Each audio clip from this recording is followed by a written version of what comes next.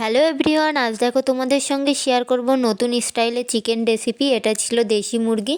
কী কী উপকরণ দিয়ে এই রেসিপি তৈরি করলাম প্রথম থেকে শেষ পর্যন্ত দেখতে থাকো, এবং ভিডিওটি ভালো লাগলে অবশ্যই লাইক কমেন্ট শেয়ার করো এবং চ্যানেলটিকে অবশ্যই সাবস্ক্রাইব করে পাশে থেকো। দেখো, প্রথমেই চিকেনটা ধুয়ে পরিষ্কার করে নিয়েছি।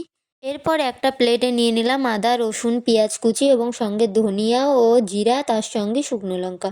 কড়াইতে তেল গরম করে তার মধ্যে একে একে দিয়ে দেব তেজপাতা, কিছু পরিমাণ জিরে এবং দুটো শুকনো লঙ্কা। এগুলো দিয়ে একটু নেড়ে চেড়ে নেওয়ার পর এর মধ্যে দিয়ে দেব পরিমাণ মতো পেঁয়াজ কুচিগুলো।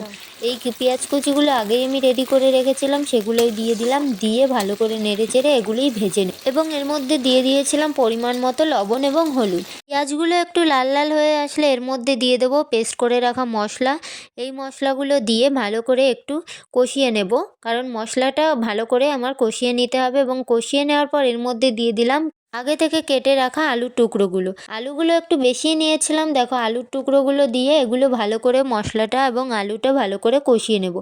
এবং এর মধ্যে দিয়ে দিয়েছিলাম আগে থেকে কেটে রাখা টমেটোর টুকরোগুলো দিয়ে এবার এর মধ্যে দিয়ে দেব মাংসটা ভালো করে দিয়ে নেড়েচেড়ে কিছুক্ষণ কষিয়ে নেব। ভালো করে মশলাটার সঙ্গে মাংসটাও কষিয়ে নিতে হবে।